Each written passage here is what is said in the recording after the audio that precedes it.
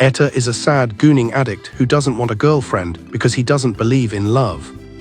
However, his solo playthrough is completely ruined when the school's max-level popular girl blackmails him into being her fake boyfriend. But our boy might actually end up rizzing her for real just to unlock the hidden scenes. Before this nightmare, the only girl in his party was his childhood friend Chiwa, who's so flat and mid that she basically has zero character customization. Honestly looking more like a male NPC. One day after dinner, Chiwa tries to bait him into talking about the hot new transfer student, asking if he's feeling the vibe. But Eita makes it clear he's only grinding for academic exp, which secretly sends Chiwa's happiness stats through the roof. The next morning at the academy, Eita is yapping with a friend when the legendary baddie Souseg walks in, making everyone lose their minds, except for Eita, who ignores her existence like your father ignores your texts. Then the teacher hits them with a seat rearrangement, and Eita lands a spot in the back row. Only for Souseg to spawn right next to him, causing every gooner in the lobby to curse his RNG luck. But through every period, Eita pays zero attention to the class goddess, which actually triggers her curiosity and makes her start data mining him.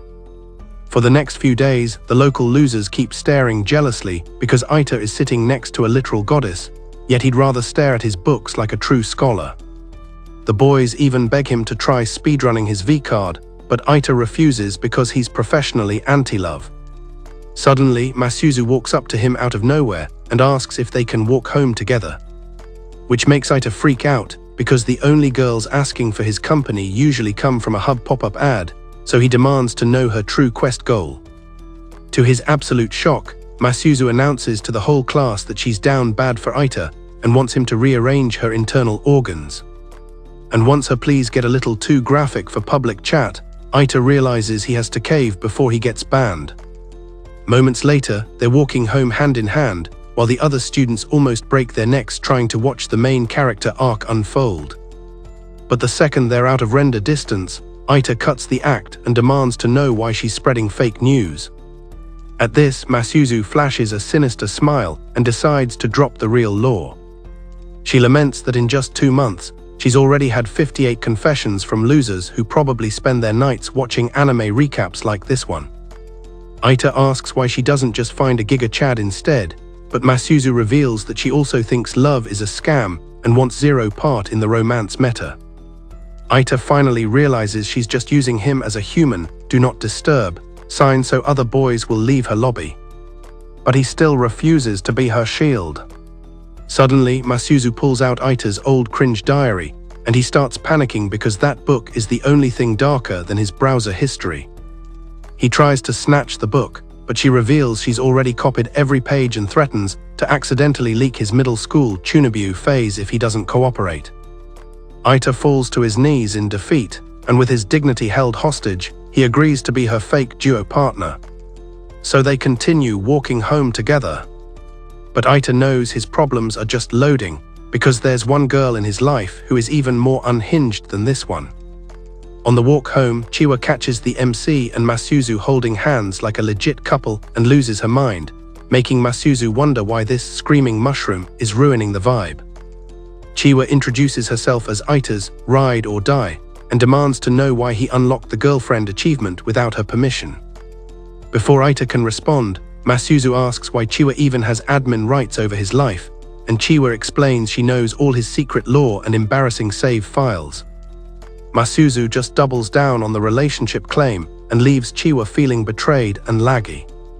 Later, Eita finds Chiwa shadowboxing an invisible enemy and warns her about her HP, but she claims she's only banned from official kendo matches and vows to find a cooler boyfriend soon. The next day, Eita's friend Kaoru comments on how he went from love is mid to dating the school goddess, noting that Chiwa has been acting like a glitched NPC all day. He advises Eita to fix the bug with Chiwa before he fully commits to the Souseg route. Later, as the fake couple walks home, Eita tries to speak up, but Souseg reads his mind, knowing he wants to tell Chiwa the relationship is cap. She points out that he's feeling guilty for Chiwa's skill issue behavior, but she refuses to let him leak the truth because it'll ruin their acting. It is what it is, I guess. Eita then reveals Chiwa's ultimate goal is to be popular, so Masuzu asks if she's currently simping for anyone. When he says no, Masuzu decides to set up a meeting to help the poor girl. The next day, Eita drags Chiwa to a club room where Masuzu tries to recruit her, claiming she'll help Chiwa fix her popularity issues. Chiwa asks what makes Masuzu an expert, and Masuzu flexes that she's got every boy in school wrapped around her finger. While Chiwa is amazed, Masuzu explains she owes her popularity to a special notebook. She whips out Eita's cringe diary, and as he tries to snatch it back, Chiwa body blocks him. Masuzu lies that the book is full of lore about her first love and calls it the holy grail of seduction. To bait her further, Masuzu says the club runs experiments on popularity to fulfill her first love's wish before he went to buy milk and never came back. She begs Chiwa to join, mentioning that otherwise, it'll just be her and Eita alone in the club room doing experiments. Upon hearing that, Chiwa's jealousy overrides her logic, and she joins instantly. Eita tries to warn her, but she tells him to stay mad because he just wants Masuzu to himself. Eita points out that forming a club requires admin perms, but Masuzu reveals she already rizzed up the former Tea Club moderator to make it official. Masuzu then suggests Chiwa find a target to practice her seduction on. So Eita asks her who she's currently eyeing. Chiwa points out Sakata, the basketball team hottie that every girl in school is yapping about.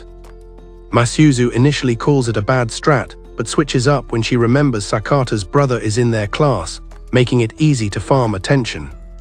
Seeing Chiwa's lack of hype, Masuzu picks up Eita's book and reads a weird entry about his imaginary guitar skills.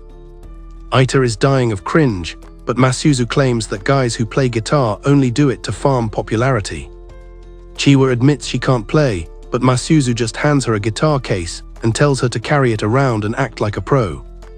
When Eita points out she knows 0 artists, Masuzu tells her to just adopt a random name from Spotify and pretend she's been a day one fan. And with that, the mission to perfect their RIZZ begins. The next day, while our MC is playing security guard with the classroom door, Chiwa suddenly spawns with a guitar case, looking like she's ready for a world tour. Some girls approach to ask if she's in a band, and Chiwa lies that she busks at the station sometimes. They ask about her music taste, and even though her answers don't ring any bells, she defends her imaginary band with max confidence, while Masuzu pretends to be lost in thought. The girls ask to see the guitar, but she refuses, until the basketball hottie's brother shows up, saying Sakata is also a guitar freak. He suggests they'd get along and asks for a sample performance. So Chiwa hits overdrive on her lunacy and starts performing with the closed guitar case. As she flees the scene in shame, Eita sees Masuzu holding back her laughter and feels bad for his poor, deluded friend. Later at the club room, Eita scolds Chiwa for swinging the heavy case around without thinking of her HP. Eita starts lecturing her for being reckless with the case, worrying about her health. While Chiwa apologizes, Masuzu is lurking in the shadows like a total villain, proud that her plan actually worked to leave an impression. However, Eita points out she's only trending for the wrong reasons. Masuzu just shrugs, stating the path to dating starts with making people take an interest in your existence. Chiwa then asks Masuzu why she rizzed up Eita, and she explains he saw her Victoria's Secret, so she had to offer herself, making Eita panic and try to defend his browser history. While Eita is having a crisis, Masuzu tries to teach Chiwa how to get a man by acting like a total baddie. But Chiwa isn't interested in that playstyle. Masuzu then tries to fry Eita's brain with a view from under her skirt, causing Chiwa to rage quit the room. Eita immediately asks Masuzu if she's lost her mind. But Masuzu points out that Chiwa has him wrapped around her finger and asks why he hangs out with her 24/7. Eita explains they're just childhood friends and neighbors. Masuzu thought Chiwa would leave the club after the guitar fail, but Eita explains Chiwa can't quit until she achieves her goal. He narrates her lore, how she was the star of the kendo team until an accident nerfed her permanently. Now that she's found a new quest to pour her heart into, Eita says she won't give up. Masuzu realizes why Eita is so loyal and reminds him that, for now, he's her property. Eita reminds her it's a fake relationship, but she tells him to ignore other girls when she's in render distance. The next day, Masuzu suggests they fight against something to become popular, which sounds like standard RPG logic. She whips out Eita's notebook again to torment him with his own awkward imagination. Masuzu decides to write a script to help them live out their delusions, stating that Chiwa and Eita will be the main actors. Chiwa asks if this will finally make her popular, and Masuzu assures her the manual is never wrong, Delulu is the Solulu. Fast forward a few days and Chiwa is going full method actor, barging into class to deliver her scripted lines. While everyone wonders if she's finally lost her last brain cell, Eita plays along. He delivers his lines in front of the whole lobby. When she finishes and runs out, the classmates suddenly erupt in applause, thinking they just watched a peak performance. A boy asks about the title of their teaser and if they'll be performing the full show on a stage somewhere. Everyone is hyped to see the rest, but Masuzu is low-key depressed because her masterpiece ended up looking like a movie teaser. Later at the club, she tells Chiwa it's finally time to go all in on Sakata, since his love points must be through the roof after that performance. But Eita hits the brakes, suggesting they slow down because a public seizure isn't as effective as a sloppy toppy at securing the bag. And just as Masuzu starts brainstorming more toxic strats, Chiwa decides she's gonna rizz up the hottie the old-fashioned way without any more weird side quests.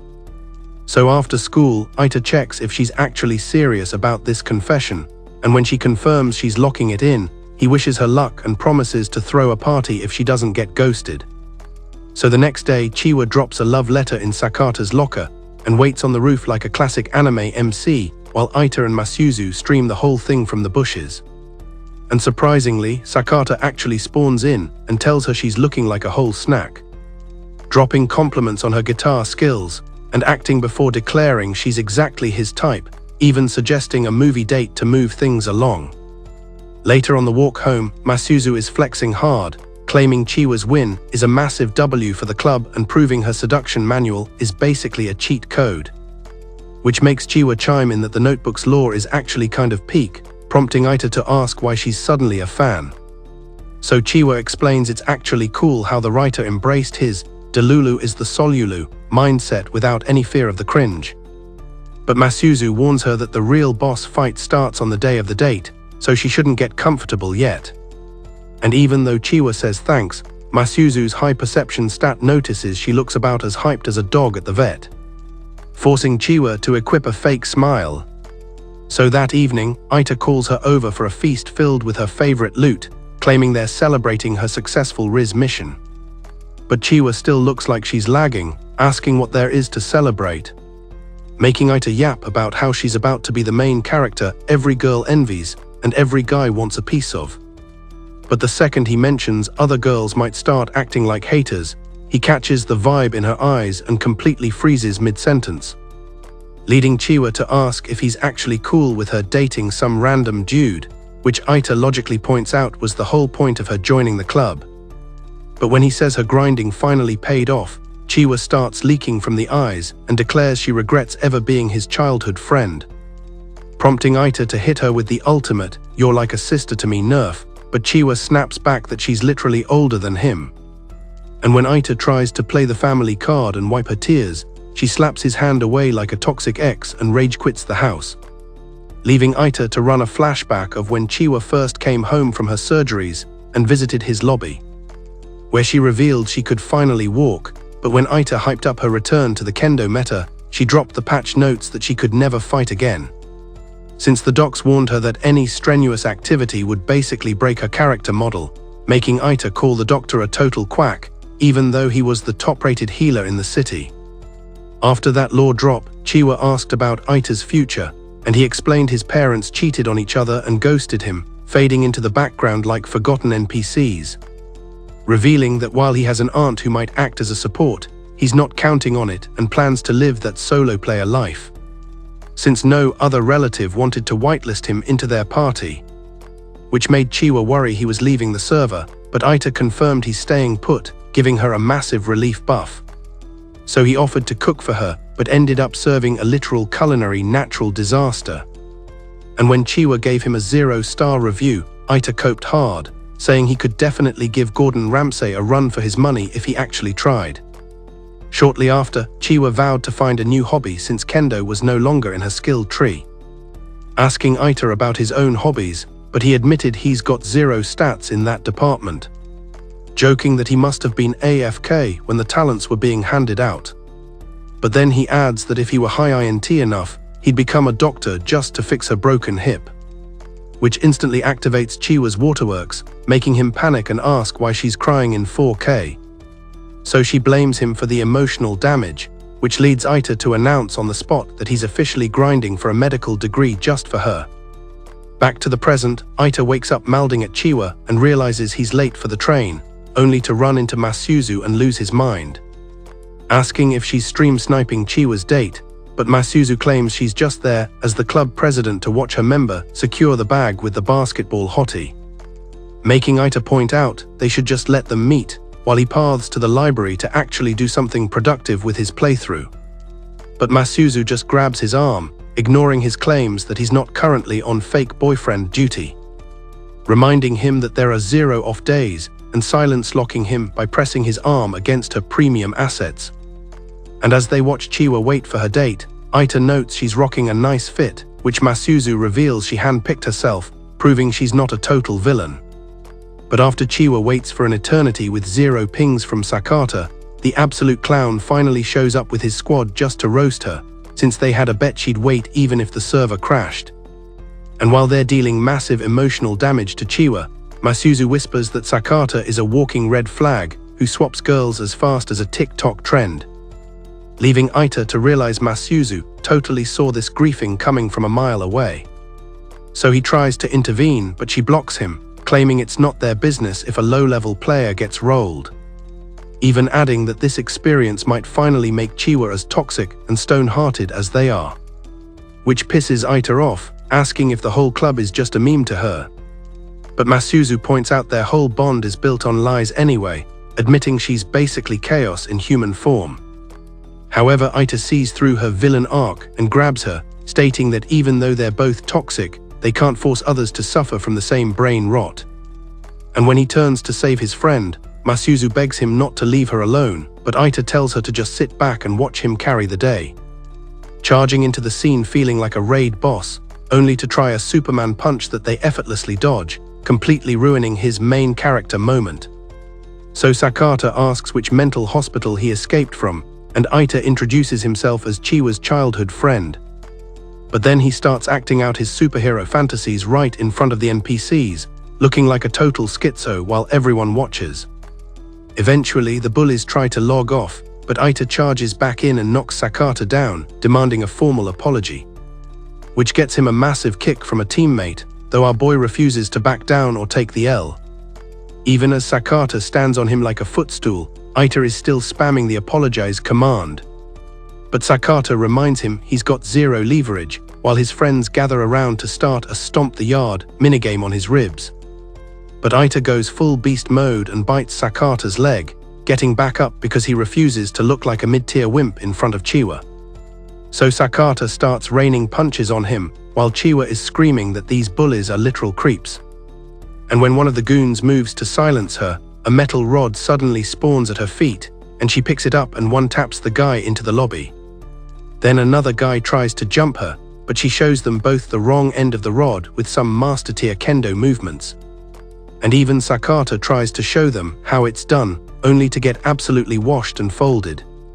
After the beatdown, Chiwa drops a fake apology, revealing she never actually liked him and was just playing the game, adding that she only did it to spite Eita, and suggests they all delete this memory from their logs, walking over to Eita just to troll him about his bloody nose, noting that he only fought this hard because he knew she was spectating his hero arc. But before he can even deny the simping, he bleeds out through his nose and passes out while Masuzu just walks away from the chaos. The next day, Eita is back in class with a face like a smashed potato, and Kaoru tells him he's now a school legend for embarrassing his entire bloodline at the station, mentioning Masuzu is AFK today probably because she's tilted that he left her behind to get pounded by some other girl. But Eita denies it while flashing back to Masuzu, warning him not to look at other girls or he'd get nerfed. So after school, he tries to path to her house using a hand-drawn map, but Masuzu jump scares him with her chest cannons and nearly ends his playthrough right there. Stunned, Eita thanks her for the assist with the thugs yesterday, but Masuzu just says it's standard girlfriend duty procedure, before suddenly turning around and locking him into a kiss cutscene, asking afterward if he's ever done that with Chiwa. And when Eita admits he's a total kissless virgin, Masuzu claims his first kiss achievement and asks for a review. But in response, Eita just asks if she's okay with her first kiss being with a fake boyfriend, only for her to say she was just acting and tells him to go wash his lips with mud water like the loser he is. The next morning, Eita walks into his bathroom and finds Chiwa there, triggering a double panic event. He slams the door and demands to know why she's invading his privacy. And she explains she sent a DM saying her shower was glitched, so she's using his as a backup. Eita apologizes for missing the notification, so she demands he make it up to her by escorting her to school. But the second he agrees and enters his kitchen, he finds Masuzu bent over in a very suggestive pose, who calls him a creep for staring while explaining she was planning to serve him breakfast in bed as a surprise. And when he asks how she breached his security, she claims she just thought he left the door open for her. Noticing his stress, Masuzu offers to give him a show in nothing but an apron, literally unzipping her skirt on the spot. But right then, Chiwa screams for the hair dryer, making Masuzu wonder who else is in the lobby. And when Eita lies that it's his aunt, Masuzu tries to go introduce herself, forcing him to block her path. So he dashes to the bathroom to hand over the dryer, where Chiwa asks for a haircut review. But Eita says her current character design is fine. Later that day, Eita finds an anonymous love letter in his locker from someone claiming they want to restore their old connection, which sounds like a suspicious data recovery mission. And in the club room, Chiwa catches him staring respectfully and asks if he's trying to use X-ray hacks on her fit, which he aggressively denies. So she asks about Masuzu, wondering if she finally disconnected or went missing. But Eita says she's just busy with some offline business. Hyped to be alone, Chiwa moves her chair closer to lean on his character model, making Eita ask what she's doing, only for her to claim it's a club activity where she's practicing how to behave with a boyfriend.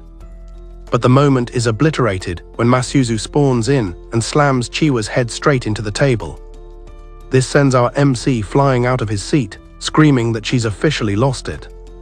While Masuzu pulls the ultimate Ray Charles, "I can't see, I'm legally blind" act, asking if Chiwa is already dead or just missing from the server.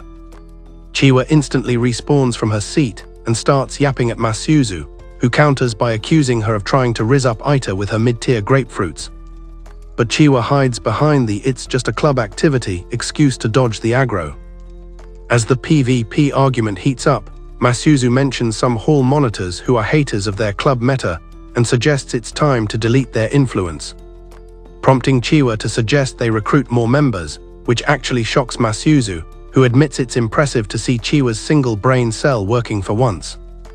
Later that day, Eita finds another mysterious love letter in his shoe locker. But Masuzu jump scares him before he can read it, forcing him to panic squeeze the loot into his pocket like a guilty felon. A few moments later, while they're vibing at a park, Masuzu interrogates Eita on whether he's hiding secret save files from her. When Eita plays dumb, Masuzu hits him with a violation, accusing him of staring too respectfully at Chiwa in the clubroom. And even though Eita claims it's a willful ignorance vibe, Masuzu leans in to remind him that his social life is currently her property. When he refuses to leak his secrets, she threatens to read his cringe diary to the entire school lobby. But Eita realizes that the anonymous letters are way more dangerous, so he tells her to go ahead and do her worst because it is what it is. Just then, a wild Mana appears, revealing herself as Masuzu's little sister and roasting Eita for being the mid-tier strawman Masuzu chose as her fake duo, explaining that their dad sent her to check up on the situation and that the big boss is currently malding at Masuzu's life choices.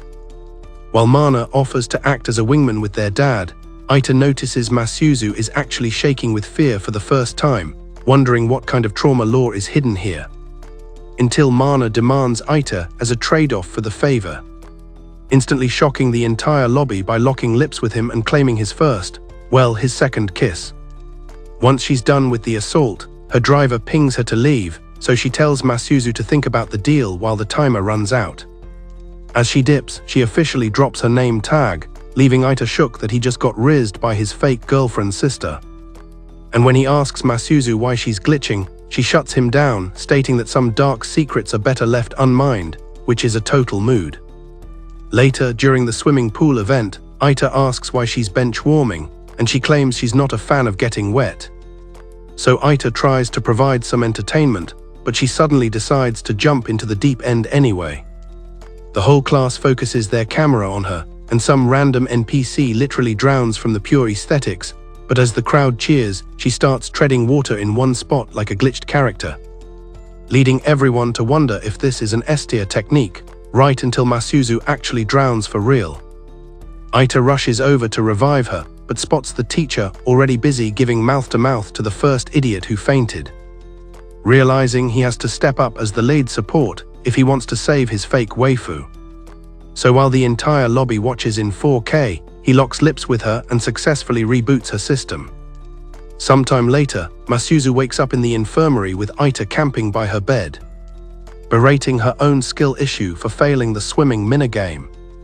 But Eita assures her that it is what it is and anyone can lag out sometimes. After this, Masuzu drops her guard and admits that seeing him kiss Mana really damaged her mental health stats. So Eita tells her to let it slide since he already overwrote that memory with their poolside session, making Masuzu go full tomato mode as the RIZZ finally connects. While Eita desperately tries to backtrack and explain he didn't mean it in a freaky way. Meanwhile, Chiwa is reading the server comments about Eita's life-giving kiss and runs home in the rain, feeling like she just lost her main quest. The next day, Chiwa's mom pulls up to Eita's house, saying Chiwa caught a fever debuff and needs a personal healer. So Eita accepts the quest to look after her. A few minutes later, she wakes up and finds him reading by her bed like a dedicated NPC. And when he asks if she needs a consumable, she requests a full sponge bath instead. So Eita starts the gentle cleaning minigame, and Chiwa admits she's hyped that he's finally back in her room after his Masuzu-focused world tour. After the fan service, she decides to solo the rest of the bath and thanks him for the carry. But then Eita finds some old chopsticks that trigger a nostalgia blast, asking Chiwa why she's hoarding them in her inventory. Turns out she kept them from the first time he cooked for her, proving that Delulu is the Solulu, as she vows to keep that memory locked in her heart forever, even if he gets a girlfriend, making Eita realize Chiwa definitely isn't the one sending him the mysterious letters because their bond is already hard-coded. Afterward, Chiwa asks for a life-giving kiss too, begging him to stay in her party forever. But he hits her with the must have been the wind logic, saying her breathing is fine and he's not logging off. The next morning, the childhood friend duo runs into Masuzu at the school gates, and Chiwa instantly activates rage mode, accusing him of flirting during the morning dailies, leading Masuzu to call her a home wrecker in front of everyone.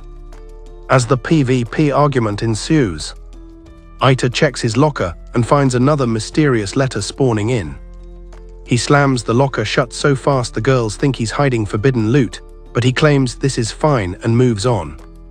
Later, he opens the invite to find a request for a rooftop meeting, where he finds a new girl named Harem waiting for him. Suddenly, she confesses her feelings using some video game logic dialogue, but Eita states they're literal strangers who have never shared a lobby.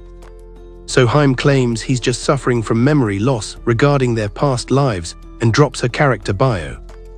When she drops their original names from a fantasy realm, Eita's brain starts lagging, and Harem lunges in for a max-level hug.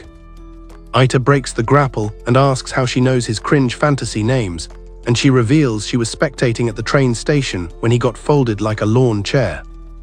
While Eita wonders if she's just suffering from terminal 8th grade syndrome, Chiwa and Masuzu arrive and catch him in 4K with Harem in his arms. They demand to know who this new catch is, but Harem nukes the room by revealing she's Eita's ex, shocking the entire server while Eita desperately tries to keep their past life lore under wraps. Masuzu starts taking notes of Eita's crimes, while Chiwa introduces herself as the childhood friend and Masuzu flexes as the current girlfriend. All while Masuzu casually introduces herself as the current main girl. Suddenly, Harem throws a tantrum, claiming Masuzu is stealing her exclusive hugging rights. Some moments later, Eita arrives at the club room only to get jump-scared by another surprise hug from Harem, who reveals she's been bonding with her successor, making Eita ask Masuzu what kind of toxic pact she just signed. Masuzu says she's just swapping notes with his ex and even considers whitelisting Harem into the club. Then Masuzu starts reciting all the past life lore Harem blabbed about and decides they should totally recruit her to the club. Chiwa pops out of nowhere to lodge a formal objection since Harem is clearly a fake who doesn't even care about being popular. But Masuzu points out that Chiwa is also just on the table she's trying to smash. As an entry quest, Masuzu tells Harem to describe her ideal maiden self in a poem, but Chiwa says that's a mid-tier task, suggesting they instead train her in the tempted toast attack meta to farm popularity. They act out a running with toast cliché with Eita as the target, but Harem chokes on a cookie and passes out, which is a major skill issue. And right on cue, the hall monitors spawn in and bust the whole party. Later, when Harem reboots, Eita explains that the others got taken to the Shadow Realm by the admins for the disturbance, taking the chance to ask why she's so obsessed with their past life connection. So Harem trauma dumps about how boring her high school playthrough was until she saw Eita get beat down at the station. Harem's life was basically NPC tier and boring until she witnessed a massive scrap at the train station. When she mentions how he almost ended up in a wheelchair fighting for a girl, Eita claims he was just being a dumb, immature kid, explaining he's outgrown all that cringe, but Harem disagrees, vowing that their connection is permanent. However, Harem isn't buying it, insisting that nothing can sever their connection to their past lives. While she's gaslighting him into thinking he's a secret superhero, Masuzu and Chiwa are outside the club room eavesdropping on the whole convo. Later, while they clean the pool as punishment, Chiwa asks Masuzu how she nearly drowned in such a shallow map. But Masuzu perfectly evades the question, offering instead to datamine what Eita's lips tasted like. After the fan service, Chiwa asks why Harem isn't helping, and Masuzu explains she hasn't cleared the club entry quest yet. Eita mentions Harem is currently racking her brain for the poem because she's desperate to join the squad. Just as Mana's pay-to-win luxury car pulls up, and Masuzu's mood stat drops to 0 seeing her sister spawn in. Mana comments that Masuzu is looking cute, but asks what she's still doing at this low-level school, explaining that she came to apologize for making things worse with their dad, who is now in full rage mode and wants Masuzu home immediately. Suddenly, the sister drops a truth bomb. Their dad is fuming and wants her home ASAP. When Masuzu's fighting spirit vanishes, Eita asks where her home actually is, only to learn it's all the way in Sweden and she's probably leaving the server forever. Eita asks where home is, and Masuzu reveals she's from Sweden and adds that she's likely never moving back. So Masuzu breaks up with Eita on the spot and leaves him for Chiwa, leading Chiwa to claim he was always her property anyway. This triggers Chiwa, who screams that the MC was always hers to begin with. But when Masuzu actually leaves, Chiwa chases after her, asking why she's not putting up a fight. Coincidentally, Harem arrives with her finished poem quest, hyped to join the club. Eita complains that she didn't have to bring all this drama on a weekend. But Eita says she didn't have to bring it on a weekend. Suddenly, Mana snatches the notebook, and when Eita tries to retrieve it, she hides behind her bodyguard's hitbox. Curious about the club lore, Mana starts reading Harem's cringe poem out loud, making a joke of her feelings while Harem starts leaking tears. Mana starts reading Harem's cringe diary out loud to roast her, and Harem is so devastated she grabs Eita and starts bawling. Eita rushes to get the book back but gets treated like an obsessive fan, so to make Harem feel better, he reveals everyone has embarrassing delusions and starts yapping about his own wild fantasies in front of everyone. When he demands Mana apologize, she just calls him annoying, prompting Masuzu to arrive and shut it down, stating that neither Eita nor Harem did anything wrong. She notices Eita is bleeding and tells him to get a heal, but Eita says he's got one final request to make as her boyfriend. Our MC steps up like a true gentleman, telling her the poem was actually cute and suggesting she just speak from the heart since her book is toast. But when Mana tries to grief the moment, Eita hits her with the ultimate silence lock, calling her a certified bird-brained blonde. Mana is mouthing and orders her bodyguard to catch hands, but Harem pulls a total main character move, shielding Eita and telling Mana to fade back into the woodwork. Suddenly, the squad asks Masuzu if she's really gonna rage quit, but she decides she's staying in the lobby, making Mana question if she's really ready to 1v1 their dad. Masuzu then forces Mana to drop an apology to Harem, declaring she's officially staying on this server instead of returning home to the big boss. Once the ops leave, Eita suggests they finish their pool cleaning dailies, but his stamina bar hits 0 and he ragdolls on the spot. Later in the club room, Masuzu warns Eita that their family politics are high-level danger, but Eita says he doesn't care about her toxic guild and admits he can't handle a breakup. Masuzu is shook by the RIZZ, reminding him it's just a fake relationship while leaning on his shoulder to farm some proximity points. But Chiwa breaches the room in full protest mode. Right as Harem spawns in to officially submit her club application, which Masuzu whitelists immediately while the duo welcomes their new party member. Sometime later, while they're planning a summer vacation event, Ari the hall monitor barges in and announces she's hitting the delete button on their club. Eita later reboots at the school clinic only to find Harem's massive plots in RIZZ right in front of him, making him jump out of bed wondering where her armor went. When she claims it was her first time, Eita hits her with the stop the cap until Harem lunges for a hug while the girls start knocking on the door. Eita begs Harem to help him stealth exit the building before the thirsty ladies breach the clinic's defenses. So Harem wraps herself in a bedsheet and paths to the door to open it, while Eita tries to cancel her animation. Masuzu and Chiwa barge in looking for the MC, but Eita has successfully entered stealth mode and is nowhere to be found. They interrogate Harem on his whereabouts, but she hits them with the "I pretend I do not see it" act. Eita is shaking behind a curtain, praying his hitbox doesn't clip through and reveal his location. Masuzu says she heard some sus noises earlier, but Harem just claims it must have been the wind to protect her man. Masuzu doesn't buy the NPC logic and moves toward the curtain where Eita is currently sweating. But just as she's about to pull it back, Ari barges in to give them a massive lecture about how the clinic isn't for co-op play. Masuzu calls her a total buzzkill, but Ari fires back, roasting them for corrupting Harem, who used to be a model student on this server.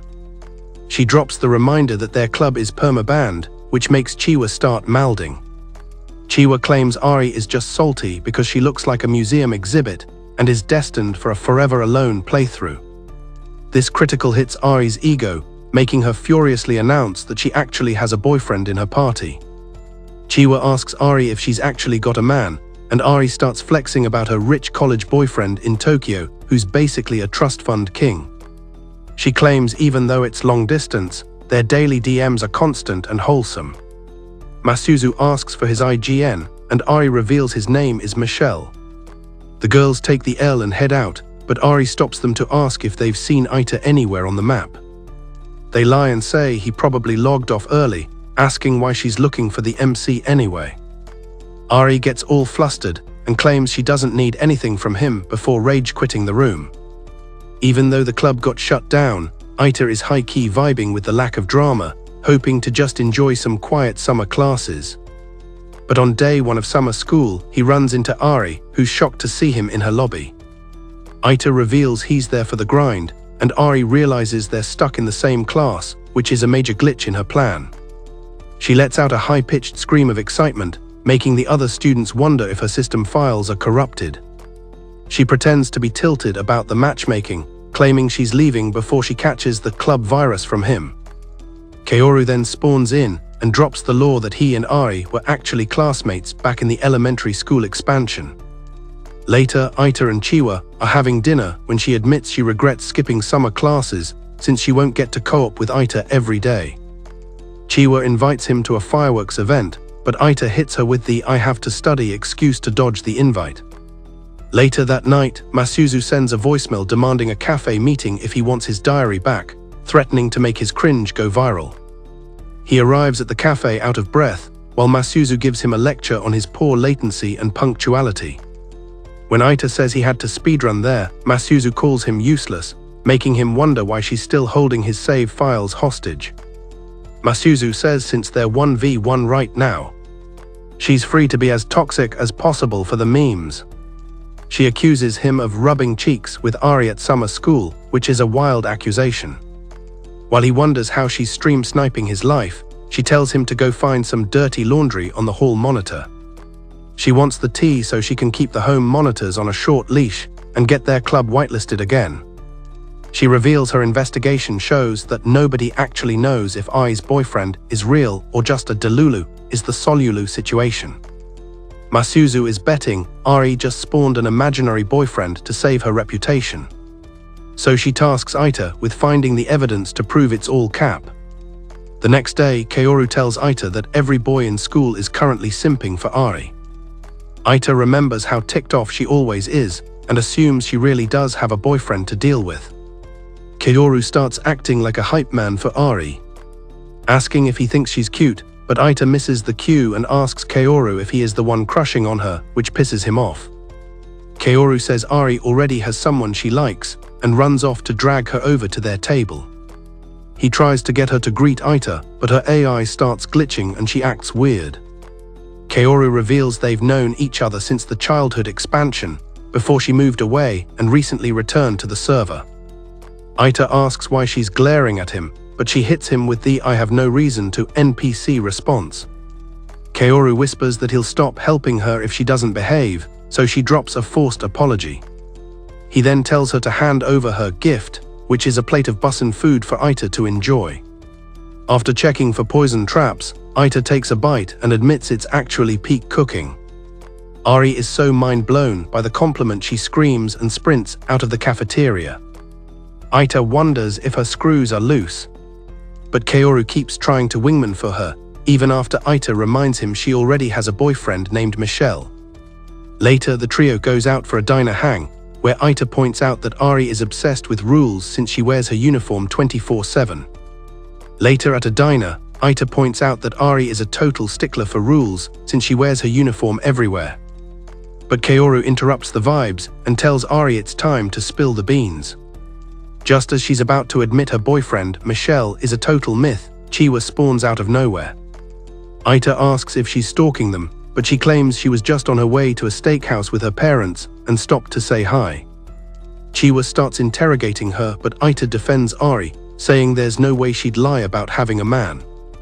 Chiwa is shocked that Eita is taking sides with the ops, but Ari just goes with the flow, telling even more elaborate lies about her fake relationship.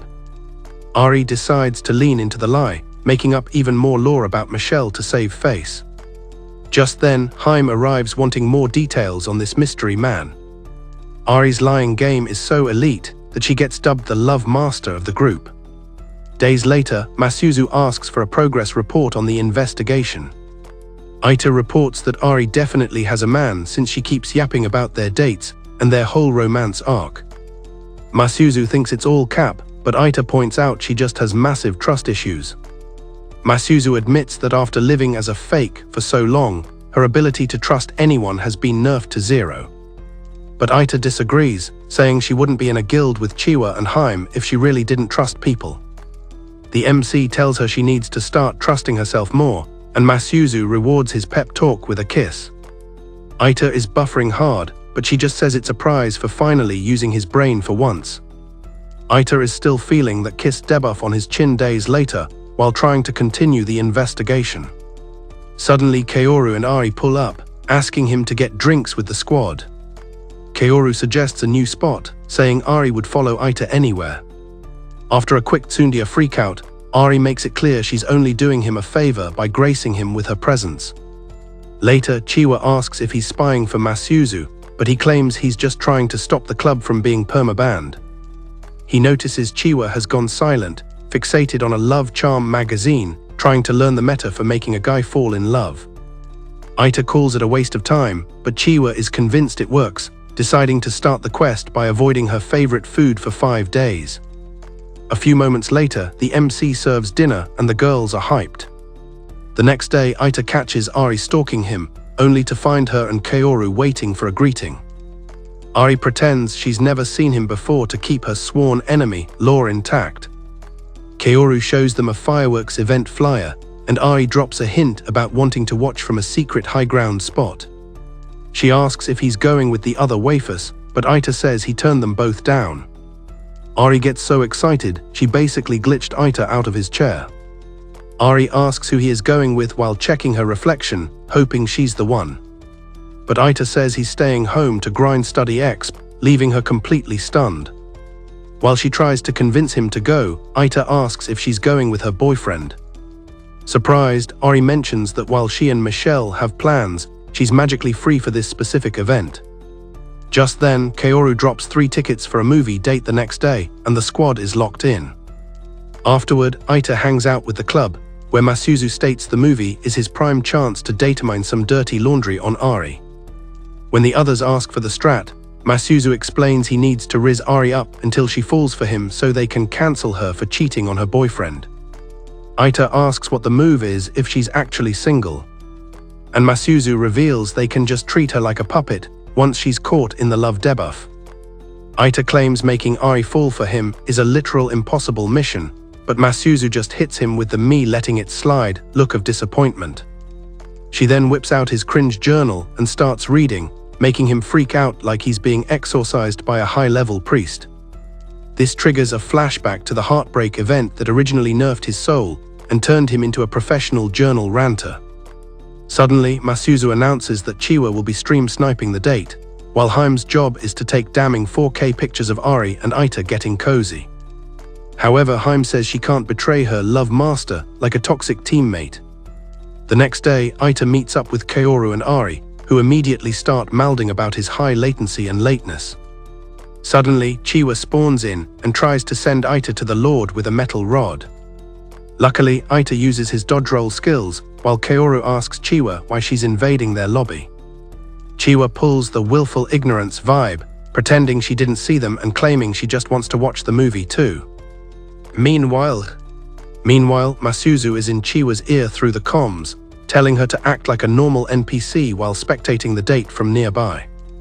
So Kaoru lets her join the party. But as they walk, Chiwa starts melding, asking why Ari is the one paired up with Eita's character model. Masuzu just whispers through the headset that everything is going exactly according to the script. Soon after, Masuzu pings Eita to remind him of the mission, but Eita says even Tom Cruise couldn't RIZZ up this target. Ari overhears the yapping and asks for context, but Eita quickly hits her with the "must have been the wind" excuse. Shortly after, Ari asks if he remembers their kindergarten lore, but Eita says there's zero data worth talking about from back then. He notices she looks offended by his low memory stats, but Ari claims it is what it is and stays silent. She then asks for a fit check on her outfit. And when he drops a compliment, she turns into a literal ketchup bottle and tries to bolt, but Eita stops her and keeps the walk speed normal. While they're holding hands, Ari asks if he remembers them speedrunning together like this as kids, leading to a cinematic soap opera moment. Suddenly, Chiwa ruins the vibe by swinging her rod, commenting that Eita's reflex stats are actually getting pretty cracked. Eita points out she's acting weird, which only happens when her mind is lagging, making Ari realize Eita knows Chiwa's character traits a bit too well. Eita explains it's because they're childhood duo partners, which completely shocks Ari. Masuzu then barks an order through the comms for Chiwa to stop griefing the mission. They finally hit the theater, and while they find their seats, Masuzu roasts Eita for having zero game, telling him to start rizzing Ari until she hits floor level. Eita complains that the difficulty setting is on ultra hard and disconnects the call. The movie starts with a high-budget zombie jump scare. Things get tense and Ari grabs onto Eita, insisting she isn't scared at all. Not wanting to be left out of the co-op, Chiwa grabs his other hand and squeezes like a vice, accusing him of cheating on her in public. As the film goes on, the plot starts looking way too much like Eita's own messy love triangle playthrough. When Ari stands up to hype her favorite character, Chiwa starts a PvP debate, supporting the rival character just to be a hater. Eita just sits there with his head in his hands, wondering why these ladies have such a massive compatibility issue. Suddenly, Ari starts leaking tears. And when Eita asks if her system is crashing, she just hits him with the "I pretend I do not see it" and ignores him. Masuzu notifies the squad that the mission is a total failure since they can't take 4K evidence in the dark anyway. Sometime later, Eita finds a notebook left behind in the classroom. And upon checking the logs, he realizes the owner is dangerously obsessed with some random guy. Suddenly, Ari speedruns back into the room, and seeing Eita with the book, she claims she's just returning it to a friend. She tries to snatch it, but the book ragdolls out of her hand and falls into his bag with his other loot. She panics, grabs a random book, and bolts out of the lobby. Eita realizes she just accidentally swapped her diary for his, wondering if her brain is running on 500 ms lag. Reading through her notes, he realizes it's filled with mushy fantasies between the writer and her crush. Meanwhile, Ari finds a quiet spot and realizes she's holding the wrong book, right as Eita connects the dots that the diary belongs to her, making her a fantasist just like him. She returns to class with a murderous aura, and Eita bolts like he's playing a survival horror game while she chases him, claiming the book belongs to her brother. Eita hits a dead end, and as Ari lunges for the snatch, he opens a storage room door and they both tumble inside like a bad rom-com cliché. Embarrassed, Ari says she's ready for Recap-Kun to end her because she's just a fantasizing freak. She expects him to laugh at her skill issue, but he says he can't judge another person's delusions since his own stats are just as messy. To prove he's also delulu, Eita starts acting out his own cringe fantasies, which leaves Ari completely stun-locked. She starts laughing so hard she almost disconnects, pointing out that his imagination is just as lame as his character build. Just then, she leans on him and drops a thank you for exposing his own cringe just to buff her mood. She asks to stay in the hidden room for a bit and interrogates him on how much of her lore he actually read. Eita says he only scanned the poems, so Ari requests her book back but complains that the cover durability is low and it's now rumpled. Eita offers to buy her a fresh one as an apology. Hearing this, Ari asks if that's really all he's gonna offer, starting to smile like she's about to give him a high-difficulty side quest.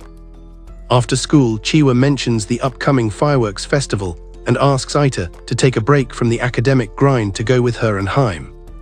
But Eita hits her with the no, which makes Chiwa go into full malding mode.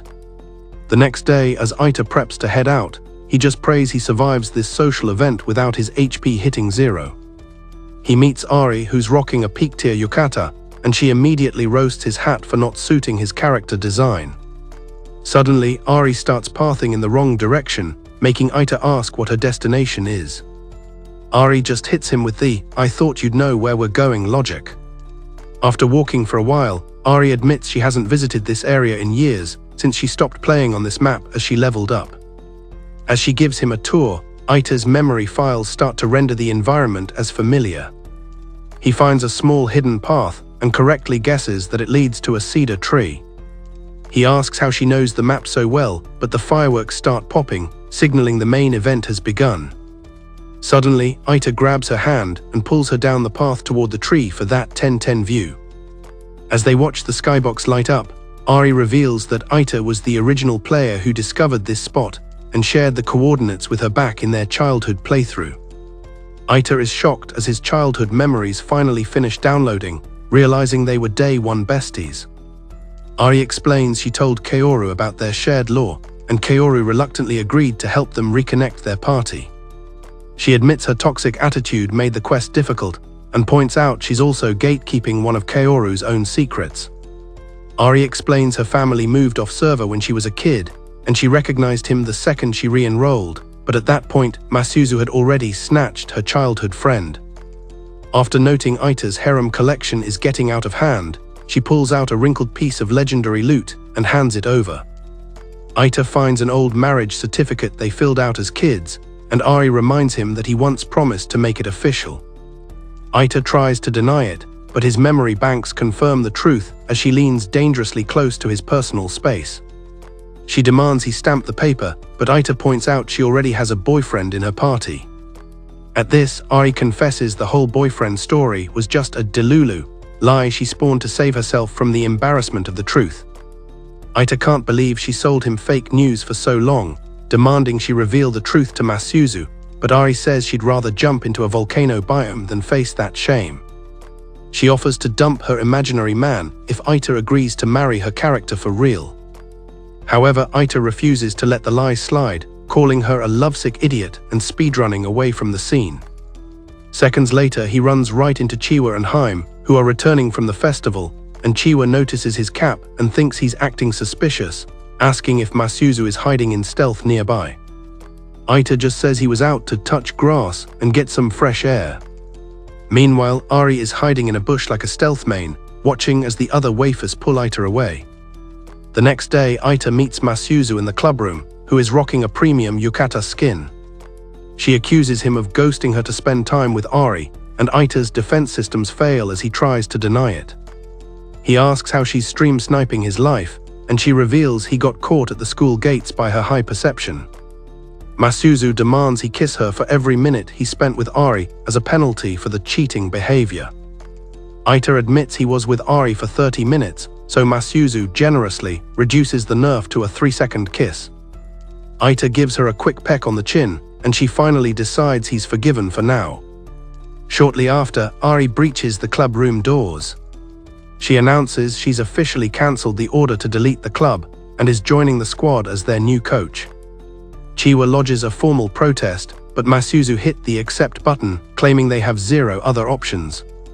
Ari starts acting like the CEO of the club, claiming she's the only reason they haven't been shut down.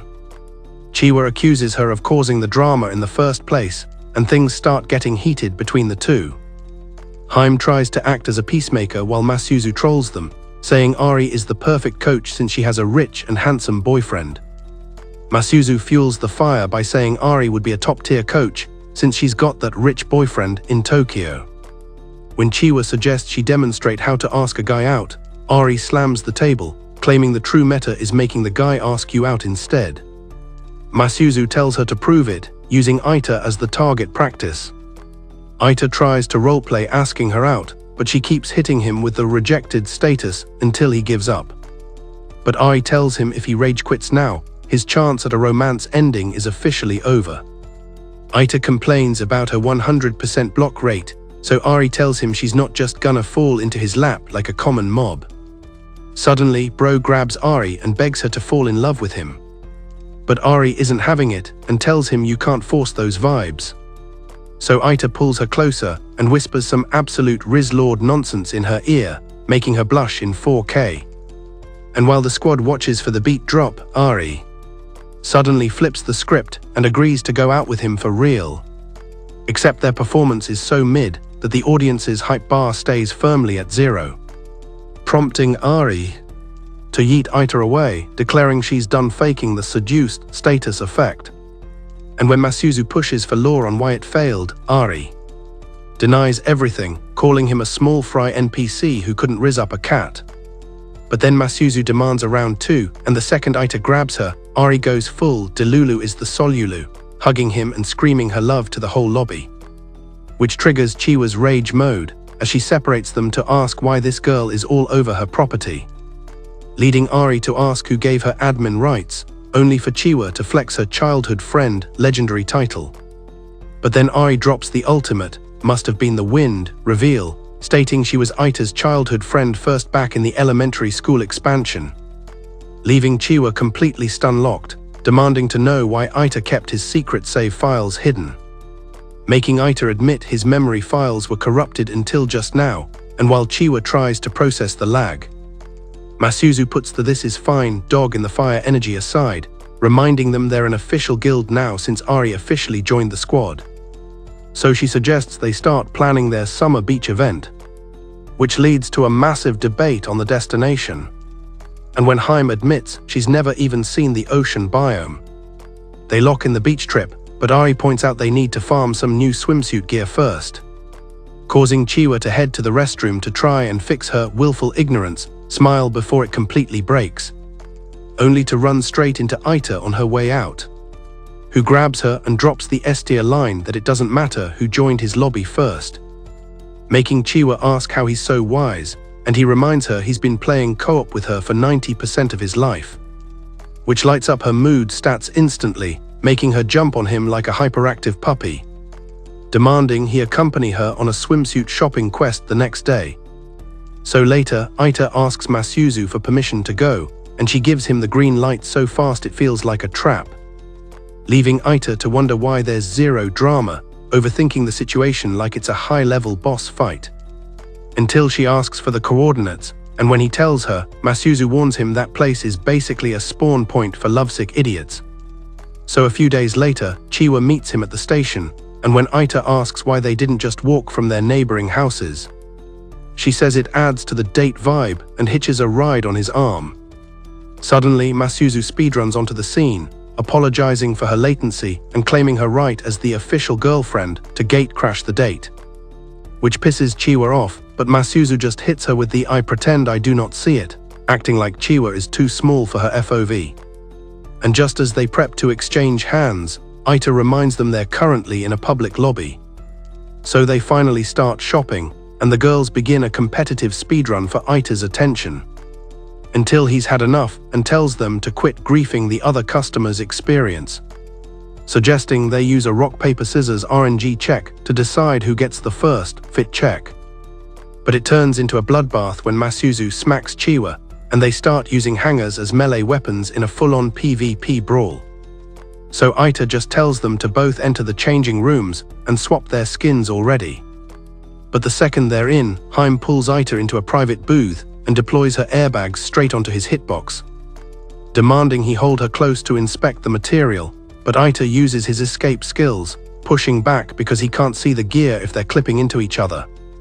And once he scans the fit, his brain goes into an infinite loop, eventually dropping a compliment and speedrunning out before his heart rate hits the limit, only to get caught in 4K by Ari, who's already mouthing that he's spending his mana on the other girls.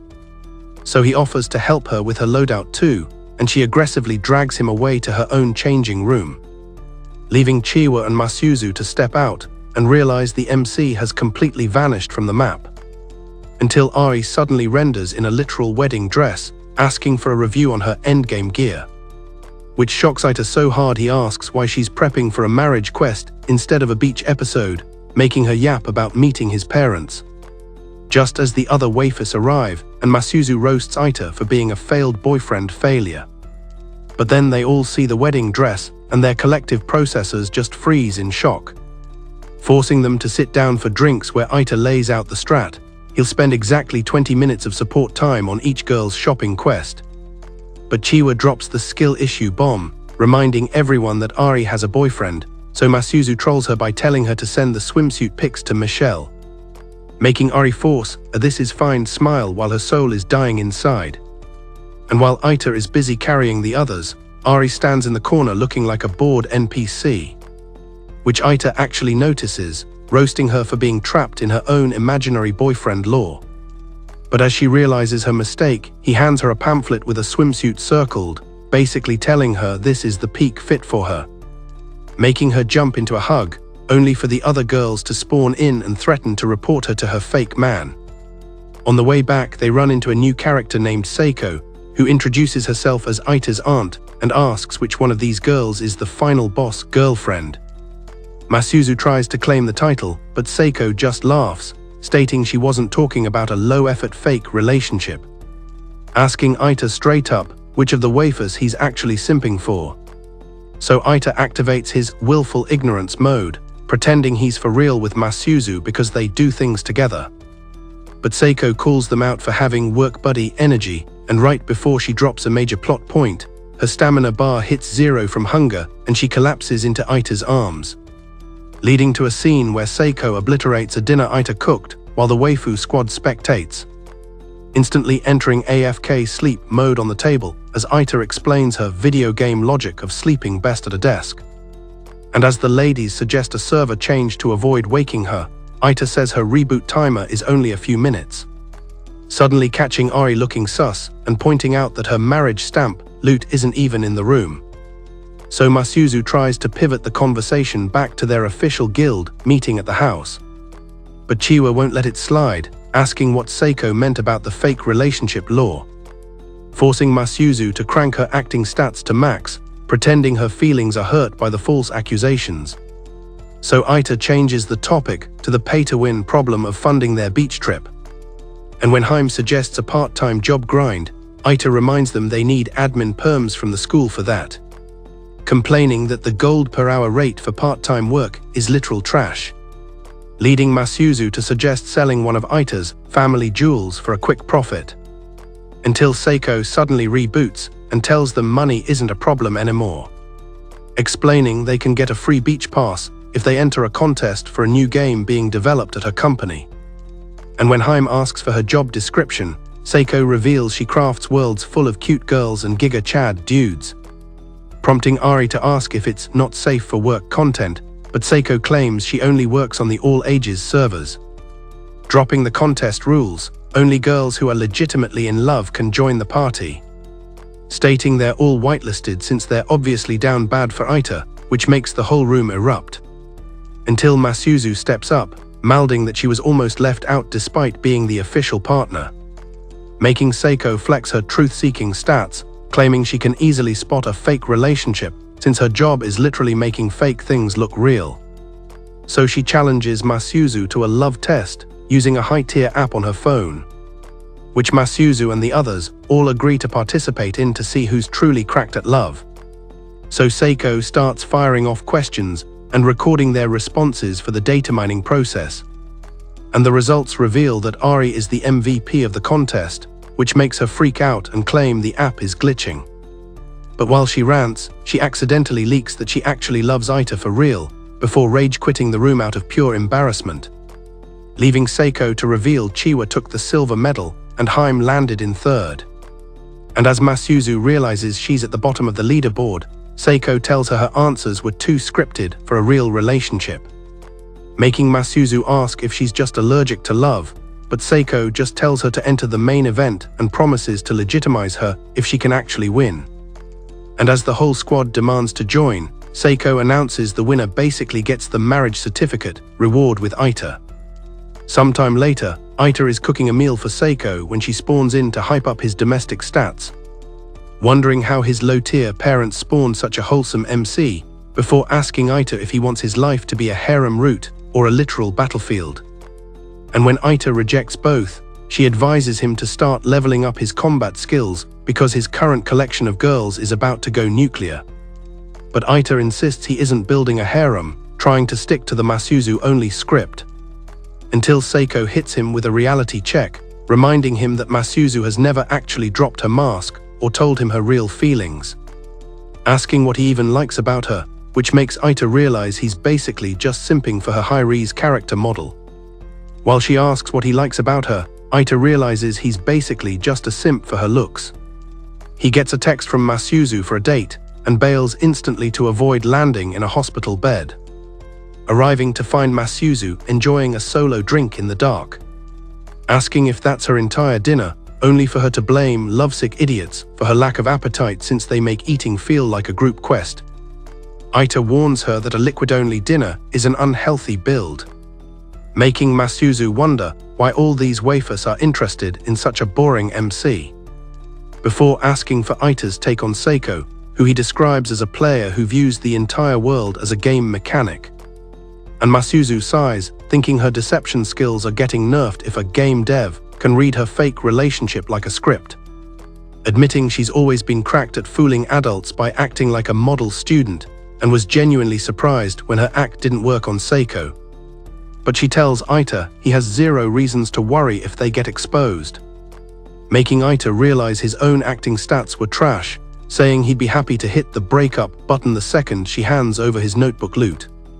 But Masuzu isn't backing down. She's determined to win the contest and prove she's the MC's one true girlfriend. The next day, while Eita is vibing with Kaoru and Ari, Kaoru mentions that every guy on the server is mouthing with jealousy because of Eita's accidental harem. Eita asks if Kaoru is also a hater, and the bro admits his jealousy stats are indeed peaked. Later in the library, Ari reminds Kaoru to spam her DMs during the trip, which makes Eita wonder if they've been speedrunning their friendship behind his back. But Kaoru reveals it's just business, as he's currently playing the role of Ai's imaginary boyfriend to keep her lore intact. By nightfall, Eita's phone is blowing up with texts from Ari asking if she should pack the most NPC tier items imaginable. Suddenly, Chiwa spawns at her window and calls out to him, yapping about how hype she is for the trip while revealing she's always sensed the fake dating vibe between him and Masuzu, vowing to win the contest and break the spell like a true main character. But before she can finish her monologue, Ari pings her and Chiwa hits Eita with the "it is what it is" before rage quitting the convo. Eita realizes the whole lobby is finally vibing together, except for Masuzu, who's still acting like a solo boss. On the day of the DLC expansion, Eita and Chiwa meet up at the station to squad up with the rest of the party. Masuzu pulls up solo and immediately initiates a grab attack on Eita, dragging him toward the platform. Once they check their seats, Masuzu sees she's paired with Eita and claims the RNG gods are officially on her side. On the train, she whispers that they need to crank their acting to max, so they start yapping like a cringe honeymoon couple while the other girls talk trash about their skill issue acting. They finally hit the beach biome, and Masuzu announces the club dailies start immediately, no breaks allowed. Chiwa and Harem instantly bolt for the ocean to test the water physics, while Eita spectates from the sand. Masuzu claims that swimming won't farm any popularity, but when Eita asks if she's gonna jump in, she threatens to nerf him if he keeps testing her patience. Meanwhile, Ari tries to rizz up Eita with a heart-shaped shell she looted, asking for a co-op search mission. But Eita says the shell is mid, which tilts Ari so hard she runs straight into the ocean to hide her shame. While Eita and Masuzu are busy roasting each other under the umbrella, Eita notices other players eyeing her character model, so he equips a towel on her head to mark his territory. Masuzu asks why he's acting like he's actually caught the love virus, and Eita reminds her they're still committed to the bit. Masuzu notes that the other waifus aren't even watching, but Eita says they're just enjoying the beach episode content. After lunch, Masuzu initiates a melon-splitting minigame, blindfolding Eita and making him rely on the squad's audio cues to find the target. Eita starts lagging and walking in circles until he decides to trust Masuzu's directions, which tell him to lunge straight forward for the win. Instead of the melon, he dives headfirst into Masuzu and grabs her chest handles with a 100% accuracy rate. While he's busy wondering why the haptics feel so soft, Masuzu holds him tight and asks for a review of her massive assets. This pisses off the rest of the harem, who brand him as a certified creep and force him into a kneel of shame on the beach. Later during the cooking event, Eita is busy with maintenance while Ari asks Masuzu if dating Eita actually stopped the random NPC confessions. Masuzu confirms the taken status worked like a charm. Ari admits she saw Masuzu reject a guy before, but warns her that dating Eita just because she's bored is a major red flag she won't overlook. She basically tells Masuzu that if she's just playing with Eita's heart, it's on sight. Masuzu then fails a basic cooking check by peeling an onion into oblivion, making Ari freak out over the wasted loot. Ari takes over the vegetable quest and tells Masuzu to stick to the rice, warning her not to wash it with soap like a total noob. Late that night, Eita and Masuzu have a secret meeting through the window to plan their next move to prove the relationship is legit. Eita suggests exchanging gifts, but Masuzu wants to do something a lot more extreme to seal the deal. She proposes a public kissing cutscene in front of the whole squad. Eita asks if she's serious, and Masuzu argues that since they don't believe in love, it's just a meaningless exchange of data. Eita is worried about damaging the other girl's feelings, so Masuzu offers him a leave game option, promising not to leak his notebook if he backs out. Afterward, during a card game event, Eita is sweating bullets thinking about the incoming mission. The plan is simple: announce he's going AFK for bed and then lock lips after she says goodnight. His brain is overheating, but when Ari asks if he's tired, he claims he's still got 100% stamina for the game. He realizes this move will start a full-blown guild war with the other girls, but he finally stands up and gives the going to bed signal. But Masuzu suddenly hesitates and misses her cue.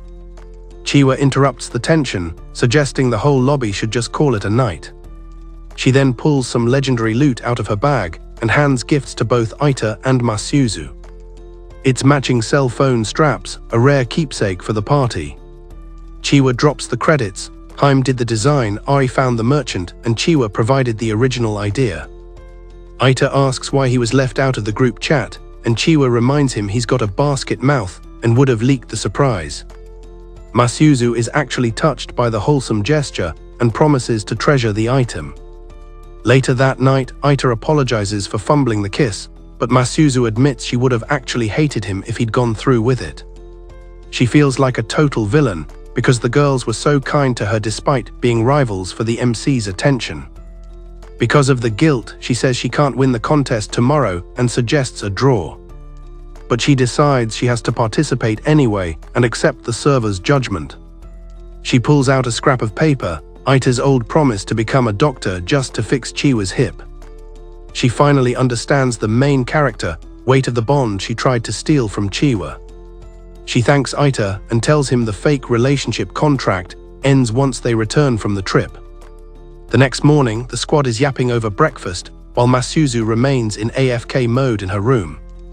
The ladies head to the event venue and Eita tries to bring Masuzu some food, but she tells him to scram. Eita goes for a solo stroll and gets absolutely obliterated by a bicycle, which turns out to be ridden by Masuzu's sister, Mana. He wakes up to find his hand firmly resting on Mana's rice cakes in 4K resolution. Mana flips out and starts trash-talking him, but Eita just takes the insults as free ego buffs. She asks why a dirt-tier player is at the resort, and Eita explains he's on a guild trip. Mana realizes Masuzu is nearby, and they sit down for a quick lore dump session. Eita calls her out for actually being concerned about her sis, but Mana pulls the "I pretend I do not see it" act. She reveals Masuzu was the family's golden child, until their dad's high expectations essentially broke her character's mental state. Mana drops a rare thank you to Eita for being there, after which he speedruns to the contest venue.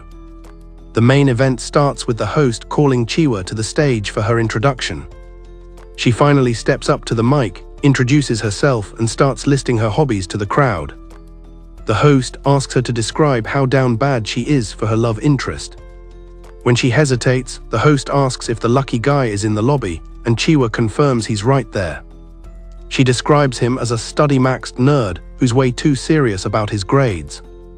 But she drops the wholesome lore that she can't leave him because they're childhood duo partners and thanks him for the lifelong carry.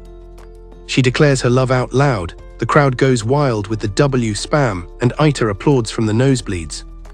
Chiwa dips from the stage hyped, but the next contestant, Harem, is a total no-show, leaving the crowd confused. She's actually standing next to Eita, too scared to enter the spotlight. Eita buffs her confidence, showing her the custom strap to remind her she's part of the guild. He tells her to drown her fears with love, which is some peak main character advice. When she says she loves him, he tells her to spam the "I love you" emote 10 times to lock it in. She tackles him into a hug, yapping about how he changed her life's playthrough.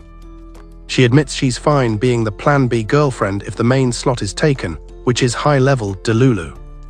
Eita hugs her back, but the "this is the peak" moment is ruined when Seiko turns the camera on them. The crowd cheers for the fan service, but Ari pulls up to scold Harem for clinging to the MC. Afterward, Eita is back to kneeling in the sand for his sins, but he jumps up when Masuzu is called to the stage. The host announces Masuzu is up next, and Eita snaps into action. Masuzu walks out and the lobby instantly erupts because her character model is rocking 10-10 aesthetics. But she hits the crowd with a shocker, claiming she can't compete because her boyfriend broke up with her last night. The other waifus look at Eita like, is this a prank? But Eita has already started his walk-on music. He pushes through the NPCs and tells Masuzu to stick to the script, declaring he's still her boyfriend in front of the whole stream. Masuzu is confused why he even showed up, but our MC goes full main character, declaring he's her boyfriend in front of all the cameras. Masuzu claims they're both fake and toxic for each other, arguing he should just pick one of the girls who actually love him for real. She tells him it's useless because he's already got other girls who love him. She asks why he'd stay with a glitch like her when the contract was based on lies. In response, Eita screams his love for Masuzu to the entire beach server. He walks onto the stage and admits he's the only player crazy enough to handle her toxic playthrough. He grabs her hand and asks her to be his real girlfriend once and for all. Before she can even process the dialogue, He initiates the kiss cutscene in front of the whole world. The card says a random girl won the contest and Chiwa got the participation award, but the real W is on stage. Later, the girls ghost dinner, probably because they're malding. And the next morning, Eita wakes up to Masuzu lying on him, romance route officially unlocked. Shocked, he asks what she's up to, and she casually mentions she might just end him. She pushes for the law, asking if that public declaration of love on the stage was actually canon, but Eita keeps it 100 and says he wouldn't have touched her with a 550-foot pole if she hadn't blackmailed him with his cringe middle school diary. Masuzu starts trauma dumping about how much she hates her own personality, admitting that despite being a total villain, she's actually fallen down bad for him. Suddenly, she activates her cute girl emote, which completely shocks Eita because his willful ignorance vibe isn't working anymore. But the fan service is interrupted when Seiko pings him for a private chat, dropping a massive warning that the other waifus are currently in rage mode and have officially declared war on his existence. Worried that his physical safety stat is at 0, Seiko suggests the nuclear option, which is basically speedrunning a mission to make every other girl hate his guts. So Eita spawns into Harem's room and tries to bluff, claiming he's finally recovered the lost data from his previous life expansion. However, Harem is still suffering from a massive stun lock after watching him lock lips with Masuzu on the main server. When she pushes for the past life lore, Eita hits her with a reality check, confessing he's not the heroic main character she's been hallucinating about. But Harem hits him with that Delulu is the Solulu energy, jumping on him and refusing to delete her feelings from the system. Failing that quest, Eita paths over to Ari's room only to find her looking like a literal possessed demon about to initiate a boss fight. She lets him into her lobby, and Eita demands to see the legendary marriage certificate item they looted when they were kids. When she hands over the gear, he prepares to hit the destroy button, but his monkey brain gets distracted by a random teddy bear prop in the room. Ari asks if he remembers the bear's lore, but when Eita says he has 0 data, she starts leaking tears like a corrupted save file. But wait, she snatches the paper back and notices a bloodstain from Eita's hand, which is basically an accidental signature. She goes from 0 to 100 real quick, screaming that the blood counts as the stamp he promised her before bolting out of the room like a speedrunner. Finally, Eita reaches Chiwa's room and finds her staring at the ocean biome, looking completely defeated. He tries to explain the video game logic of his fake relationship, but Chiwa says she has 0 right to be malding. She cries about her lack of character customization compared to Masuzu's build, but then she flips the script. As Eita approaches to comfort her, she pulls a total pro-gamer move and locks him into a surprise kiss cutscene. She cheekily asks if he thought her hitbox was too small to reach his lips, flexing that she's officially leveled up and grown taller. But right as she declares her love, Masuzu spawns in with the ultimate, me letting it slide, energy, asking if she can join the co-op session. Chiwa wipes her face and hits Masuzu with a return to sender, telling her to come back in 9 years when she's on her level. Now the ladies are locked in a permanent staring contest like they're about to trigger a world boss fight, while Eita just sits there in absolute frustration because his harem has become a total battlefield. So if you were the MC of this chaotic playthrough, which of these waifus would you have whitelisted for your endgame?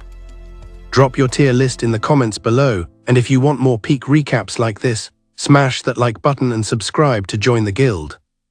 Thanks for grinding until the end with me.